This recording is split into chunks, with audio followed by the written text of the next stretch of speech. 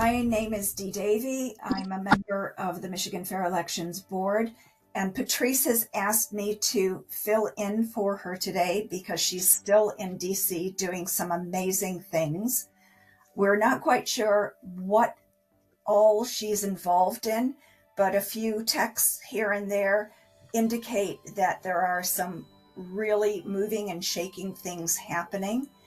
At that point, I know that Allison has a little bit of inside information that she's not able to share, but might give us a teaser on what might be going on in DC this week with the Election Integrity Network in meetings with our administration and our legislators in the Congress. Allison, could you just give us a 1 or 2 minute update on what you might think might be going on? Absolutely. First of all, good morning, everybody. I feel like Christmas came early.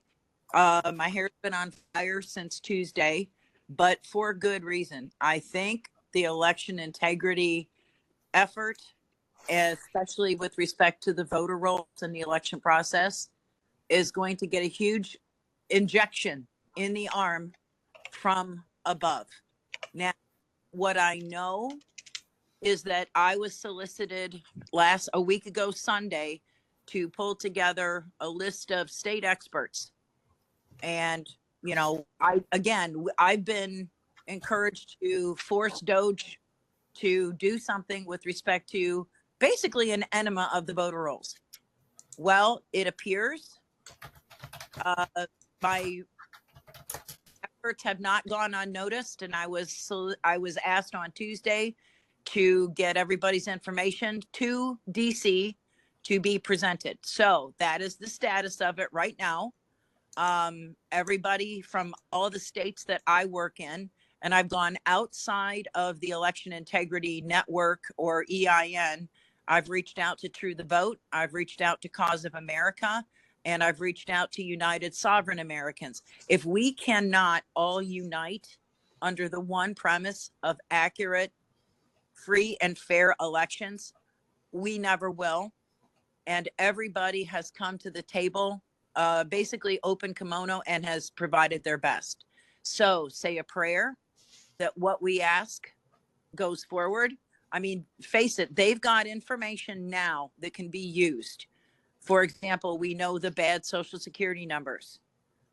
We know that DHS contains the information on purging our rolls for non-citizens. This all is in line with Trump's executive order, and we are just going to hold the line, stay the course, and be ready for anything that they present to us. So that's what I've got for us. So it's good news.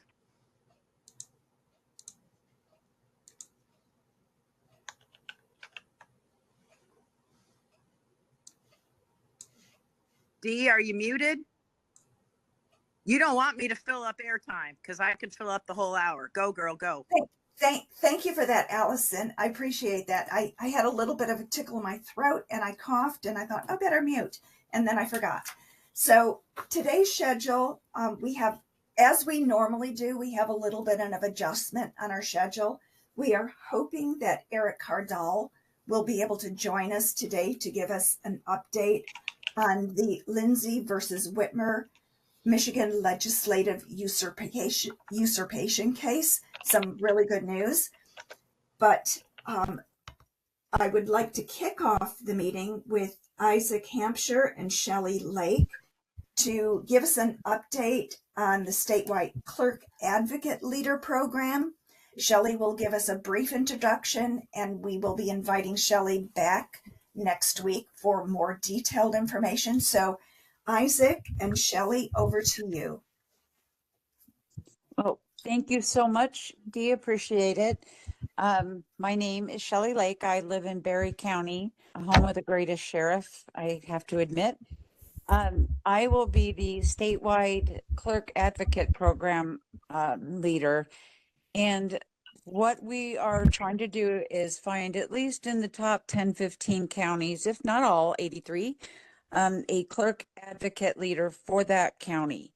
That leader then will put together a team of clerk liaisons for each of their jurisdictions. Those people need to live in that jurisdiction in order to submit affidavits to remove names or duplicates. And so it is just going to spread out and build teams everywhere. The goals will include helping the clerks clean the voter rolls, removing duplicates, anything like that. They also will, we need to keep clerks updated on election laws, because I've really found they're not really involved in politics. They're just doing their job and they don't read much about the laws. So the laws that are on the books versus maybe directives that they are being given from others, we want to keep them reminded to follow those laws. So I'll be reaching out to a lot of people to find those county leaders, and then building teams from there. Thank you, Shelly. Now, I'm just going to say a quick few words about how this affects our operation on the data side.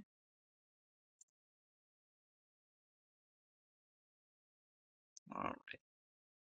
So basically, this presentation was put together as if I was going to do this presentation and then introduce Shelly. But since Shelly has done such a great job of introducing herself already, I'll go ahead and skip to the announcement that basically we found a clerk advocate leader very, very quickly.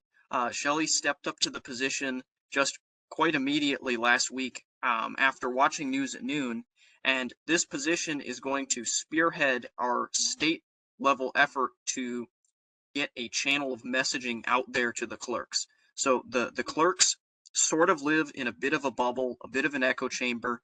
They don't get all of the information that we do with regards to election integrity.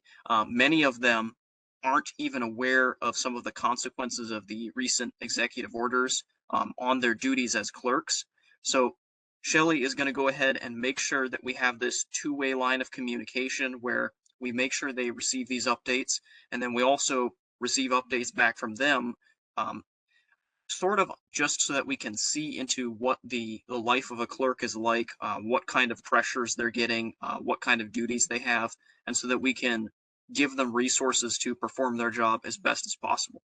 Now, heading back over to what this means for us. So the clerk advocacy program on the data side requires that we implement a new data structure. I mentioned some of this last week. Basically, we want to assign volunteers to the local clerks in each area. Ideally, this would be volunteers that live in the respective jurisdiction of the clerk. There are some legal reasons why this is important. Basically, a clerk is only legally required to take action for certain categories if the person bringing to their attention certain information is a resident of their jurisdiction.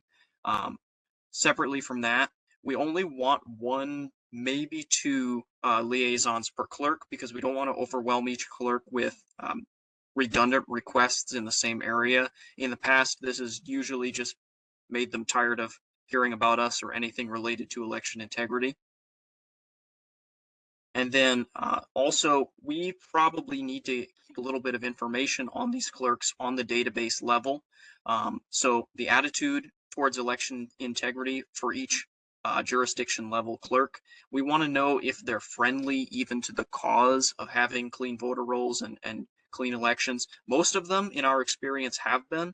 It's more so just getting past the communication barrier. Having people that seem like they're telling you how to do your job is always a nuisance.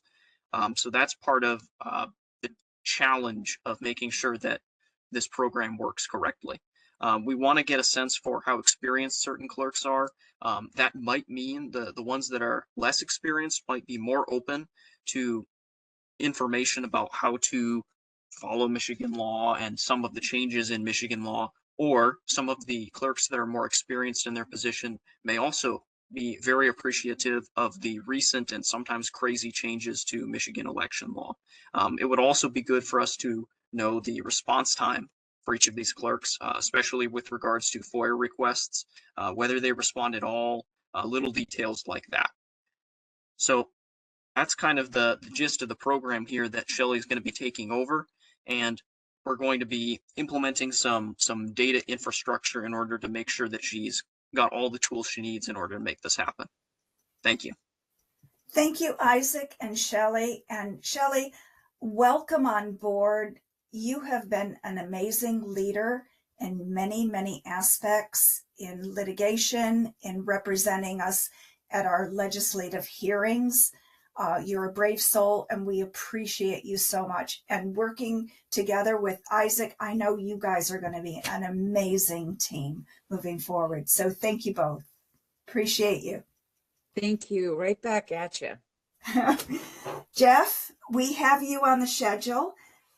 You've got some interesting and informative information regarding Executive Order 14248. Please take the floor and tell us what you know.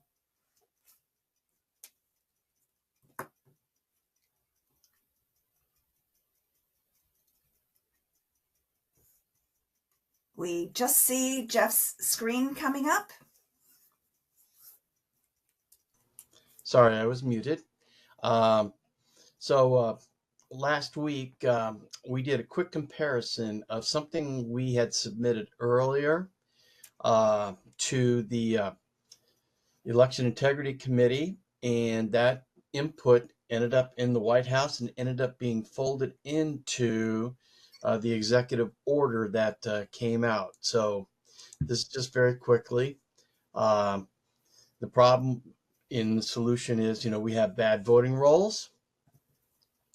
They asked for some help, for some reforms, some ideas. We gave it in November. And then the Election Integrity Network developed what they called the U.S. Citizens Election Bill of Rights.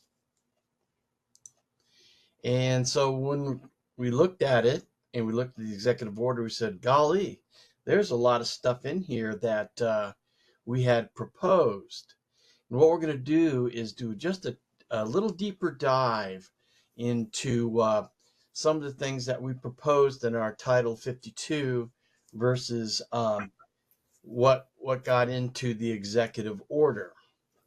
So the segment that we're going to talk about today is the overseas voters, and you can kind of see it's a little hard to read, but here's all the suggestions we made about the overseas voting. So when you look at the executive order, section 3, providing other assistance to states verifying eligibility, to assist states in determining whether individuals are eligible to register and vote, there's a couple of segments that we're going to kind of point out. So over here is our recommendations from Title 52, and I can make it a little bit bigger as I go through. And here is what the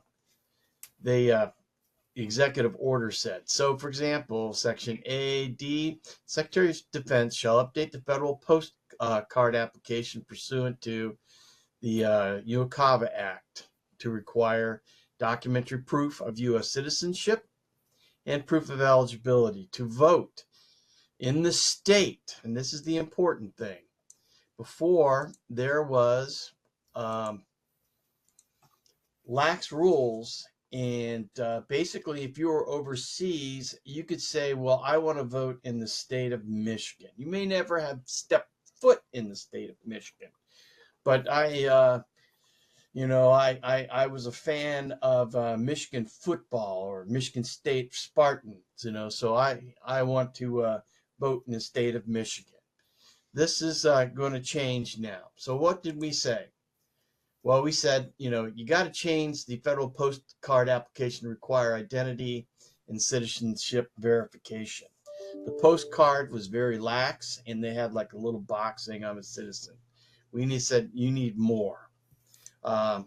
Also, ID and citizenship requirements must be in place and eliminate the affidavit or other exception of any kind of ID requirement. Before you could say, yeah, I'm a U.S. citizen, take my word for it. And as our former great president Ronald Reagan once said, trust but verify. So, eligibility to vote in the state in which the voter is attempting to vote. Overseas citizens must first register in person in their last place of residency before leaving the country. The overseas citizens must have resided in the home state they attempt to register and have proof of that residency in order to vote. Verify the citizenship and residency before, this is the clerk or the state. Overseas civilians are eligible to vote and before issuing them a ballot. Now, there's a couple of terms. If you're overseas, the UCAVA Act says, hey, if you don't get a regular ballot on time, you can fill out this certain form and send it in. It's like a, and you can vote for federal office, presidency, House of Representative, and a Senate seat. Those are the 3 federal offices. And say, hey, I didn't get my ballot in time, but I want to make absolutely sure that my vote counts. When I was in Oakland County Absentee Counting Board, I was there for about 5 hours watching the operation. About 4 of these FOABs came in. And then the Oakland clerk took them to the side and did a lot of work with them before they first she made sure that they didn't actually submit this before they got a ballot and sent the ballot back in so there's not a double count. And then she put them to the side and said, okay, we're going to verify their citizenship and things like that. So it was done properly. Require applicants to prove residency in the state in which they're registered to vote. Again, that's kind of a restatement above. And again, require verification of citizenship.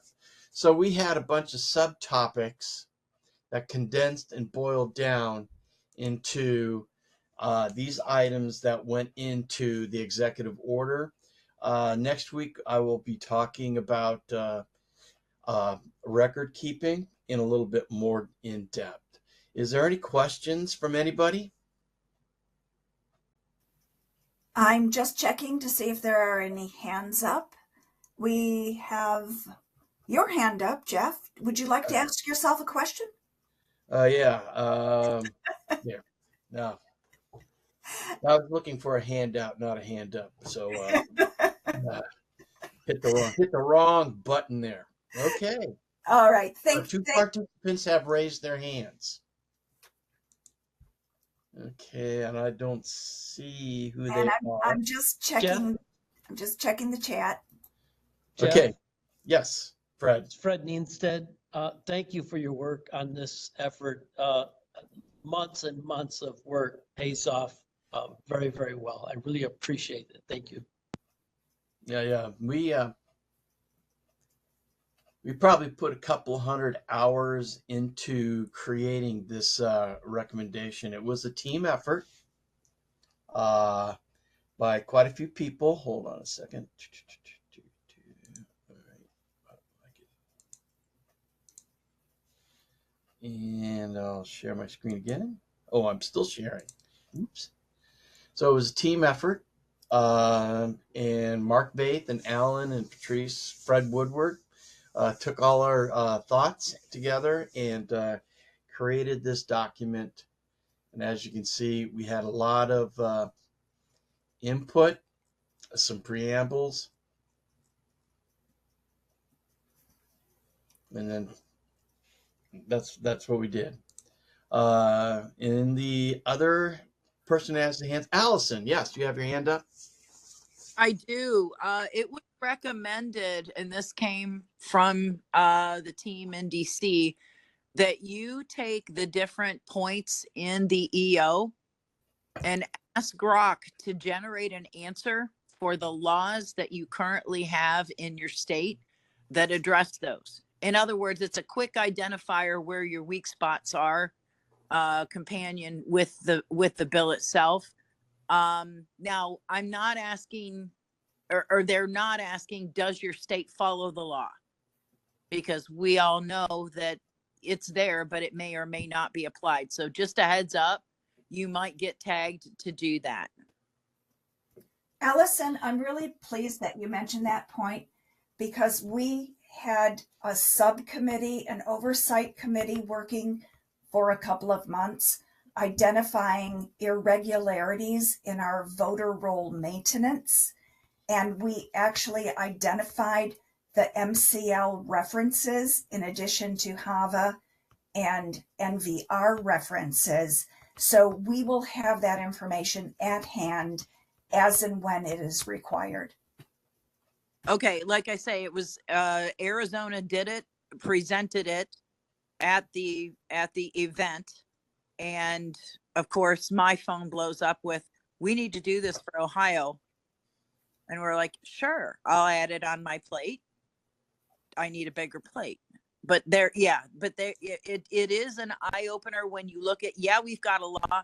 Do we follow it? No. Great. That's great input.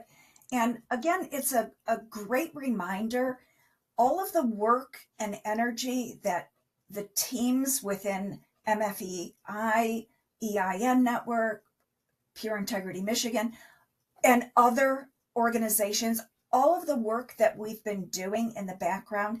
And we often feel at slow pace and we're turtles, just kind of moving so slowly along. And then all of a sudden, all of that work comes to fruition and we see a light at the end of the tunnel. And that light is not a train coming towards us. It's a real light at the end of the tunnel.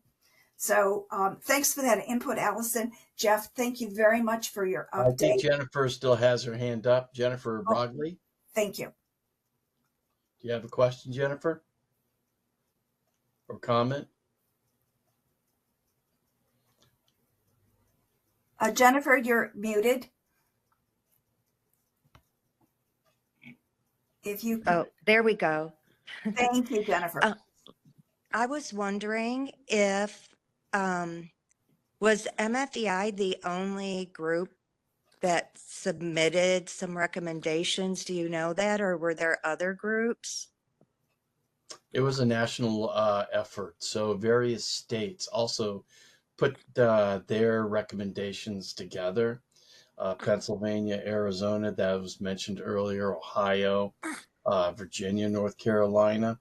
So all the, I would call it member states that have Tennessee, have really active organizations, all submitted their recommendations, and then they put together end up putting together the Citizens Bill of Rights.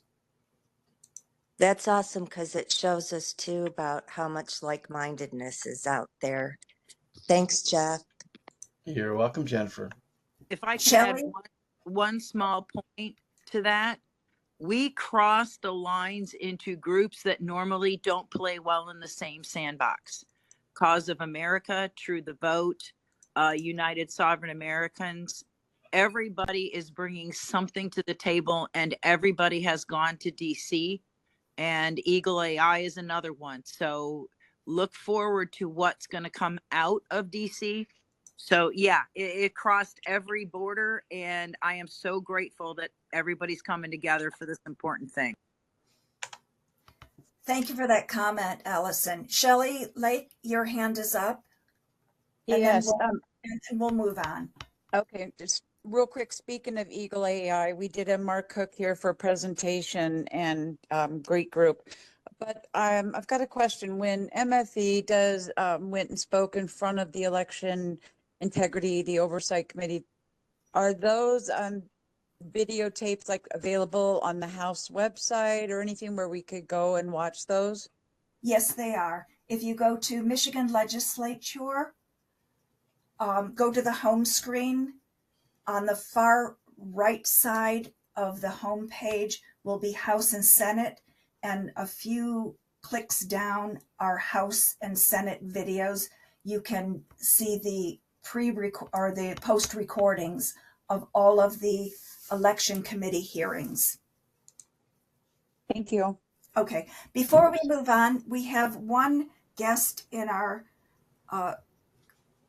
group here with only a phone number identifying as 734.79. If you could identify yourself, please.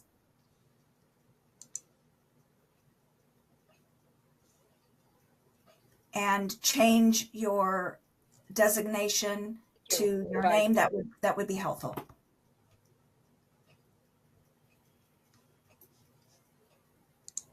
So moving on, Darlene Hennessy is our absolute star in Wayne County on a number of fronts. We have her on the agenda to talk about ranked choice voting.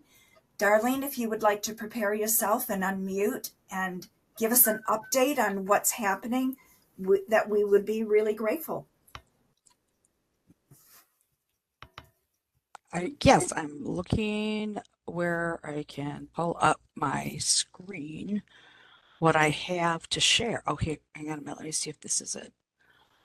I'm going to try this. I'm going to try to share that. Let's see if that comes up. Nope, that's not what I want.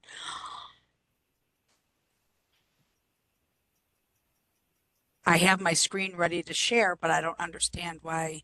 Let me minimize you guys.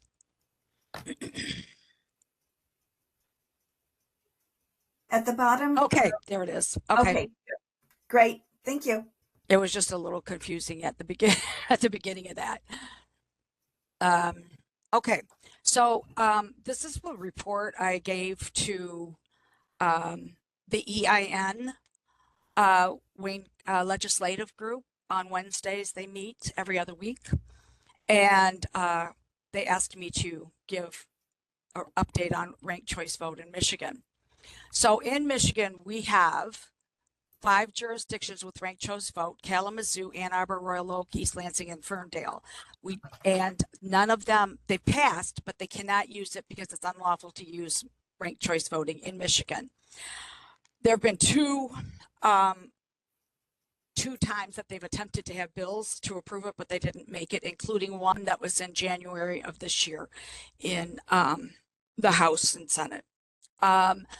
The other thing I wanted to mention is there was one in East Point. They did one election that was in 2019, and they were contacted by the Department of Justice because they did an election without being lawful within the state of Michigan. So that had to be removed. Hang on a minute. How come it's not advancing? It's not advancing. I don't understand why. Let me, oh, wait, here it is. Okay. Okay. All right. There it is. This is the one I want. 13 states have banned ranked choice voting. The West Virginia, Wyoming, and Missouri just did that in the last week or two. North Dakota just passed it on the 8th, and they're waiting for Governor Armstrong to sign it. The states who've attempted it: Oregon, Nevada, Colorado, Arizona, and Illinois, but it all has failed. It is only right now in our, yes, Jennifer, I'll put a copy in the chat. Maine and Alaska. And they did try to remove Alaska, the ranked choice voting in Alaska, and they lost by 700 and some votes. I believe they're planning to do that again in the next election in 26 to try to remove it.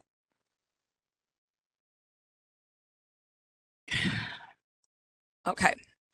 I have been attending Zoom meetings. I have not, like some people have attended, I think some in person, but not, I have not been to one. I'm sorry. And I'm having trouble with my slides. So the organization's in its startup phase. The proposal is not completely done. It may be ready by 4/18. They're having the Board of Elections meeting on 4/18. So it may be ready to go. They're still looking for monetary help, attorneys and volunteers. The meetings that they've been having are mostly just been trying to gather help, in-person ones. That's the one that one of my friends went to in Dearborn said. They have a Zoom, in-person, or phone banking activities every 1 to 2 days set up until 2026. Whoops, Memorial Day weekend, they're planning to be at every rest stop throughout the state, hoping that the proposal is ready to go and they will have their paperwork to have people sign for it. Plan to have ranked choice voting club on every campus. They think that U of M is almost ready to go. They're prepping for opposition and possible litigation from the right, so they're gathering attorneys. They have 10 areas that have weekly meetings in the lower peninsula that belong to Rank My Vote. And here I go again, trying to get this to go to the next one. Okay, let me go and hang on a minute. Okay, sorry about that. Okay, so this is their heat map. The red areas, of course, are where they have the most action going on, or people that have signed up: Wayne, Oakland, and Macomb, and then Washtenaw, Lansing, Kalamazoo, and Grand Rapids, and a small fraction in Traverse City. This is their marketing plan.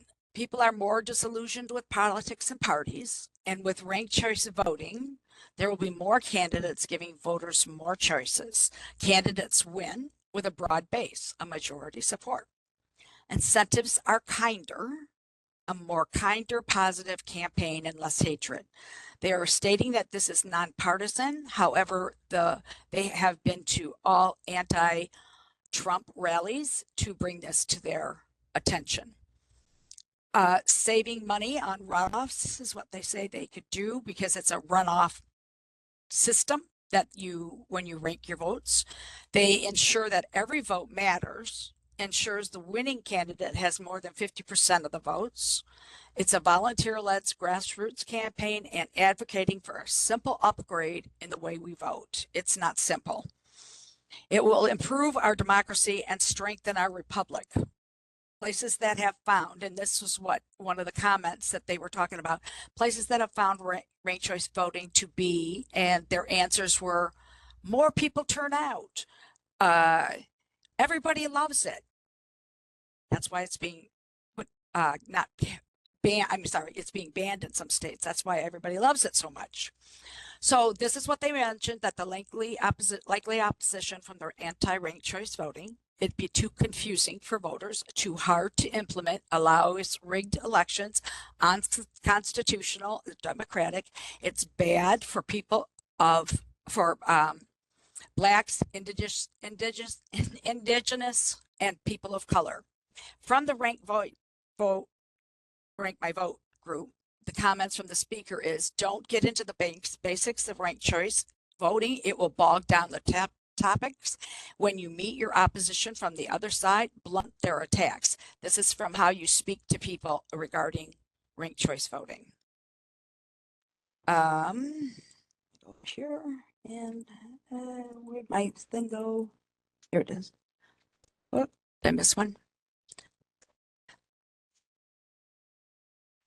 Okay, yep, I'm sorry.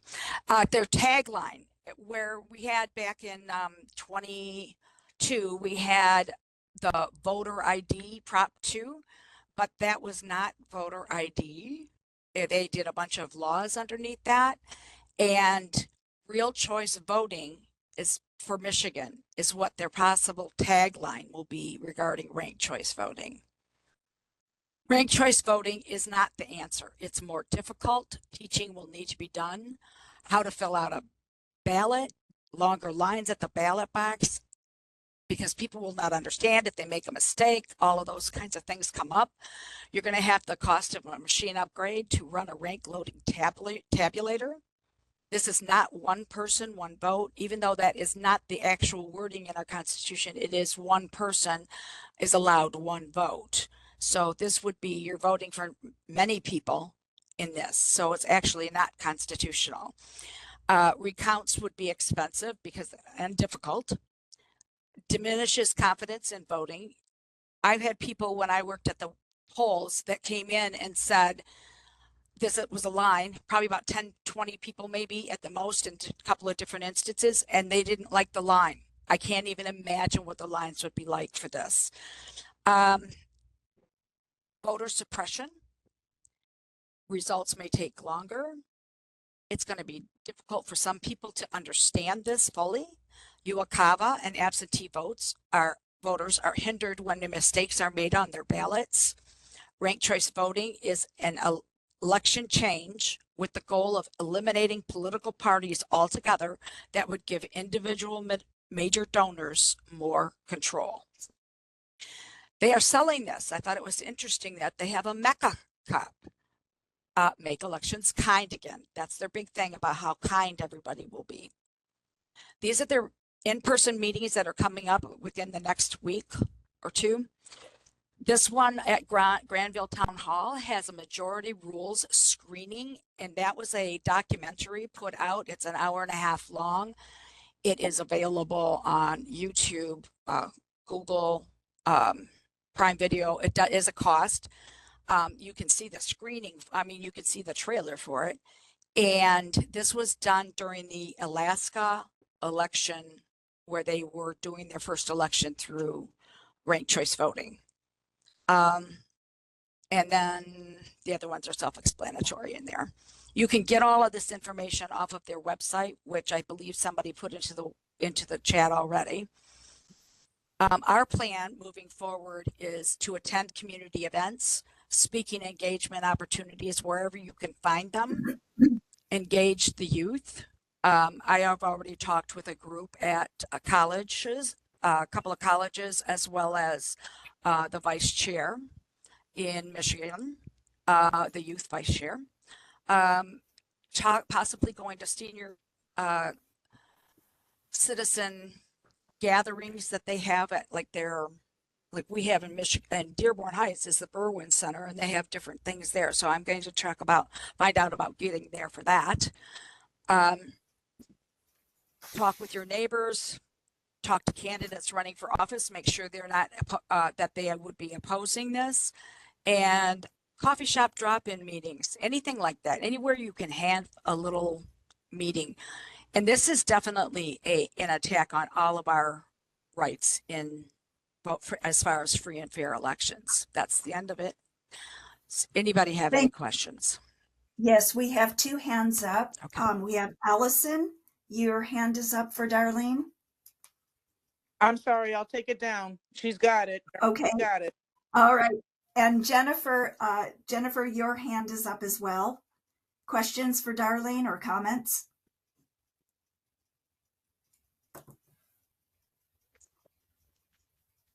Jennifer, your hand is up. Oh, thank you. Okay, I see that. Your question or comment, Jennifer? I'm sorry, that must have been left over from last time. So I do that all the time. Totally understandable. I am delighted that there is a question from AWIARD. Yeah. Oh. Yeah, this is Arthur Wired. I have a question on it. Maybe I've missed this already, but this subject, okay, of that we just discussed is a very complex and difficult to understand in general, much less the ability to be able to explain it to others. Is there a summation or a summary of tick points that we can walk down when discussing this with people that will render a clear meaning of why this is bad so that they can understand it and they just don't glaze over like a deer in the headlights? No, we don't have one ready yet, but I know that the Ranked Choice EIN group was planning to do that, make one. They were asking for input from other states as well. So I will have that information as soon as I get it. I did I pop. mean, obviously, this is really important, and It is very before I important. start discussing it, I want to make sure that I'm not caught flat-footed by being asked a question that I can't answer. Correct. And I think that they were looking, I think it was Shelly is working on, yes, they say they're a nonprofit and they're non-partisan. And I think Shelly was going to work on the tough questions to ask, and we could take that information and be able to put that out as reasons not. So depending on what their answers are, we can give that. But yeah, we do need to develop something. Like I said, the EIN network that I'm part of, the ranked choice voting group, we were creating one. So as soon as that is done, I will make sure you get that. Great. And then for Shelly, could you put your contact information in there, as I have signed up to be a clerk advocate in my area, and I will want to be able to contact you and benefit by your knowledge and experience before I attempt to do anything with the local clerks here. Oh, absolutely. And great. Thank you so much. Yeah, no problem. So team, Thanks. I'm going to have to cut this discussion short. We're running out of time. We have several hands. We've got Chris, Cynthia, and Fred with hands up. Perhaps you could put your questions in the chat or comments in the chat for Darlene, because I do want to introduce our next speaker. We have Erick Kaardal joining us. We are so excited, and I'm so honored to introduce Mr. Kaardal to give us an update on the Lindsay versus Whitmer Michigan legislative usurpation case. So Erick, thank you so much for taking time out and joining our call. Over to you. Thanks, Dee. My name is Erick Kaardal. I'm representing the Michigan State legislators in the Lindsay v. Whitmer case. Jonathan Lindsay, a state senator, is the lead petitioner. We're before the U.S. Supreme Court now on a petition for writ of certiorari, and I'm here to give you an update. One of the things that happened yesterday was the Republican National Committee and the Judicial Watch and some nonprofit groups indicated an intent to file friend of the court briefs, amicus curiae briefs, in support of the Michigan individual state legislator petition. It's really critical that our work is recognized by people we'd expect to collaborate, but it doesn't automatically happen. So it's really good that that's happening, and that increases the probability of grant.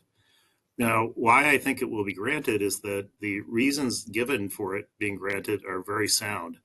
In 2015, the U.S. Supreme Court, in a case called Arizona State Legislature, that case involved the state legislature suing state executive branch officials for violating the Elections Clause. Now, the case isn't remembered necessarily for this holding, but it ends up being very important for us. And that is that the U.S. Supreme Court stated that state legislatures, like the Arizona State Legislature, had standing to bring Election Clause violation claims against state executive branch officials. The problem that we've identified is that where the state legislature, or one body of the state legislature, is aligned with the state executive branch officials who are violating the state election laws regulating federal elections, that the lawsuit doesn't happen. So in a state like Michigan, where you had blue state legislature, now you have half a blue state legislature, the state legislature isn't going to sue Secretary of State Jocelyn Benson for violating the law. In fact, from their point of view, they want her to violate the law. They want her to rig elections in favor of the Democrats.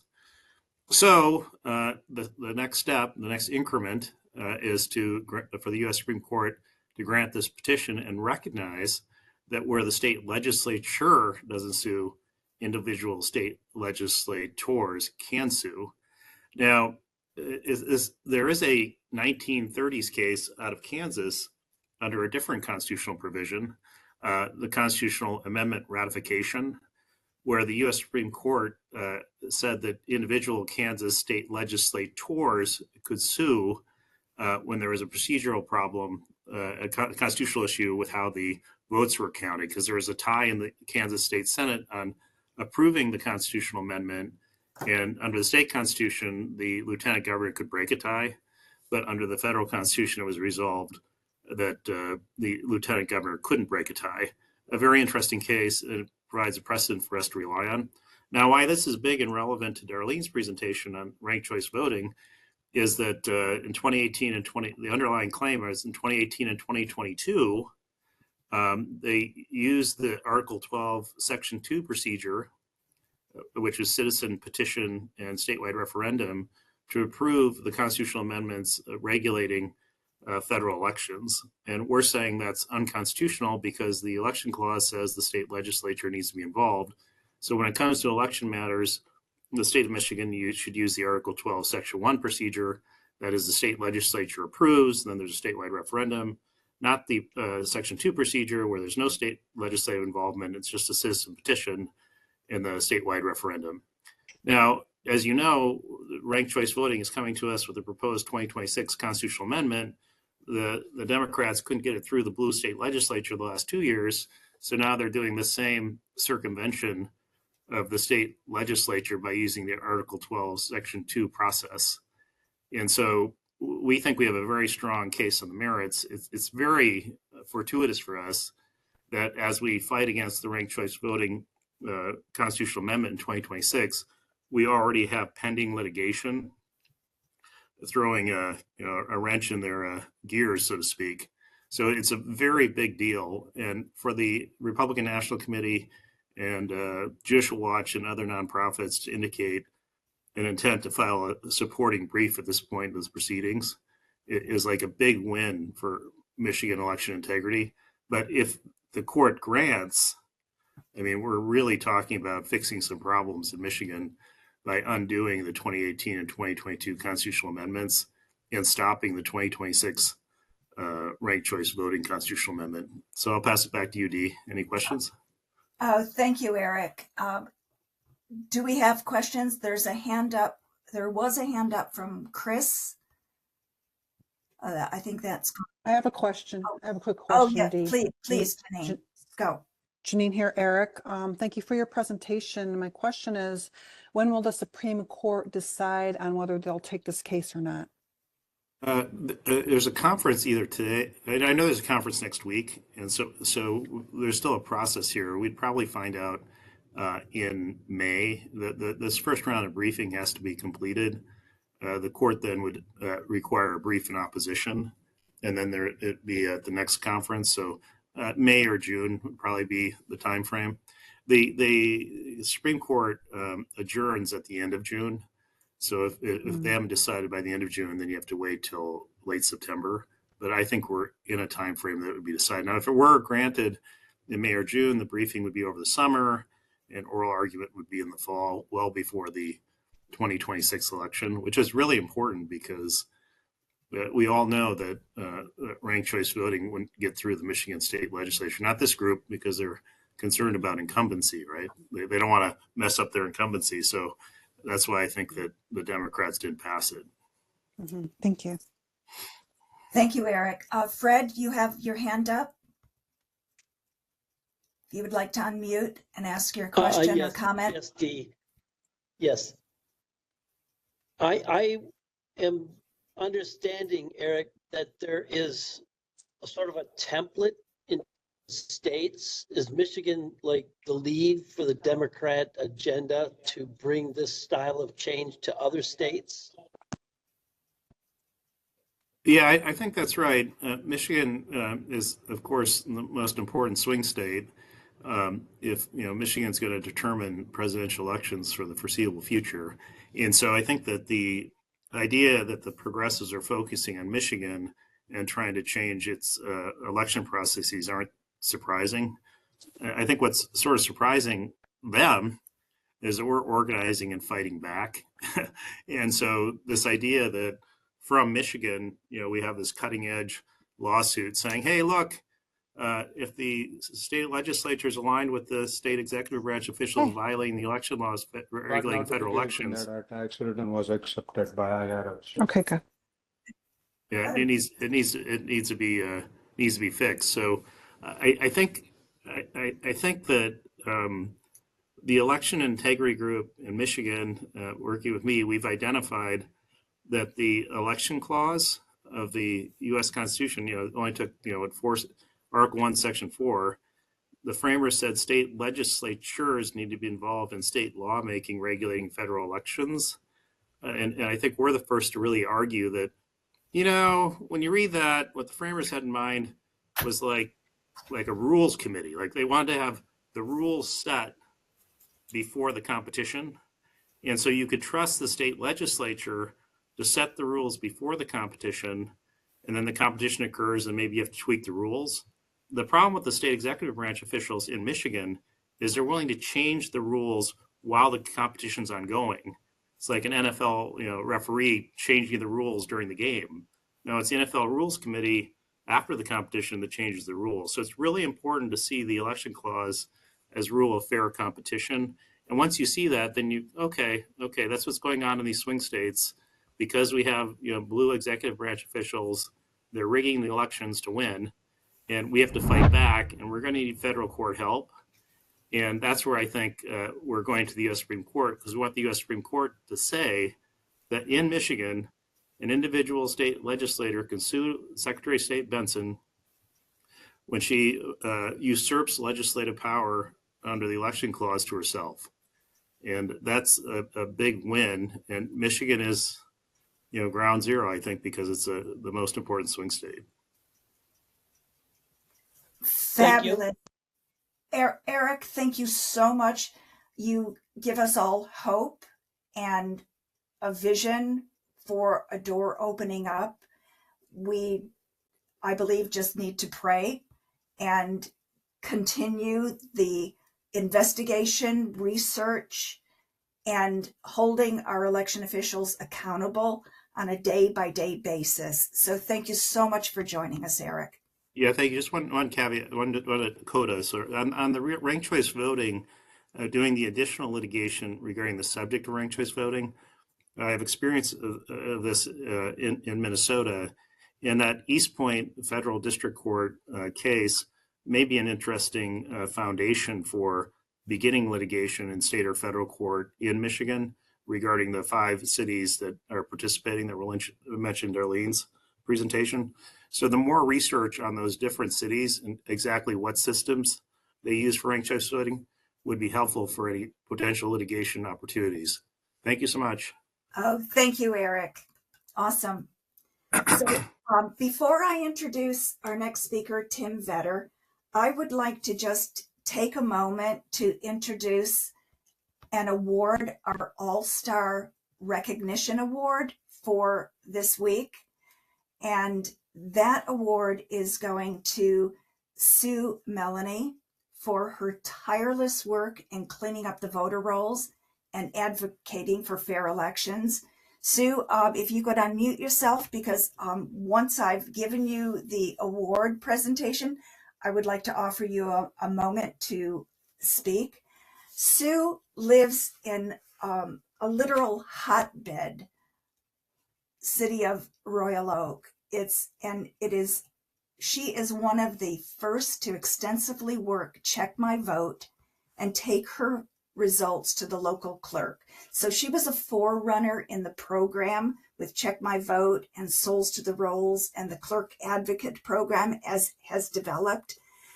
She has questioned Check My Vote and has taken a lead role in her community, not to just take those results to her clerk, but to also educate and warn her community about ranked choice voting. She attends Oakland County Commission meetings, city council meetings, and she's not afraid to speak her mind when she knows something is wrong. You know where she stands, and she lets her voice speak for her. She's the epitome of the meddlesome kids, which is featured on the award coin. And we are so proud to give this award to you, Sue. Would you like to say a few words? Thank you so much. I am so honored to receive this award. It's unbelievable. And this very evening, I'm going to the county commissioners meeting, and I'm going to let them know how dissatisfied I am with the way things are running, first of all, in Royal Oak. But I'm very honored to receive this award. I've been working on the master plan in Royal Oak, which is a complete sham of I'm not going to take Tim Vetter's time, but I'll tell you, this is so great. And I'm already going to that Royal Oak meeting about ranked choice voting. I've already registered. So I'm going to absolutely be fantastic in it by just making sure I study everything about ranked choice voting before I get to that meeting. I love the organization and I'm so honored by this. I thank you all very, very much. And we thank you, Sue. Congratulations. Thank you so much for all you do. Awesome. Thank you. Okay. Jackie Eubanks, I apologize, but I'm going to have to bump you to next week's schedule because I would like to hear from Tim Vetter, who has an update on the DEEP program, DEEP program. Tim, over to you. Thank you, Dee. Sound check. Can you hear me? We can. Okay. Well, quite frankly, if it's okay with you, Dee, my presentation is about 10 minutes. It's fast paced. I did put a link in the meeting chat. I'm thinking, in essence of time, I could be bumped to next week as well, if you like. Okay. Quite Tim, frankly, I'd love to hear more from Susan. Tim, thank you for offering to be bumped to next week because I would love to see your entire presentation. And I know that everybody is very time conscious with the news at noon calls. So thank you very much for deferring to next week. And we will close out with any final comments or any good of the order statements in the next 1 minute before we close. Do I see any hands up? Darlene, Yes, I tried to put my presentation in there. Jeff, I sent you an email with my presentation. Can you put it into the chat, please? For some reason, I can't put it in there. Jeff, are you still here? Jeff Schaeper. Jeff must not be listening. Fred has his hand up. So I don't know if Jeff's listening. Yes, I would offer that the Election Integrity Committee with Rochelle will have on Tuesday, April 29th, the audio presentation of an individual asking a precinct delegate to register a second time and be eligible to vote twice. That'll be in the Election Integrity Committee meeting, April 29th, Tuesday, 9 a.m. Thank you. Thank you for that, Fred. So if I don't, let me just do one quick check to see. We have, Fred, your hand's still up, but we've covered your topic. With that, it's dead on 1 o'clock. Thank you all for joining News at Noon. We will see you next week where Patrice will be back in the hot seat. Thank you, Patrice, for all you're doing in DC, if you should be listening in. And have a great rest of your afternoon, all.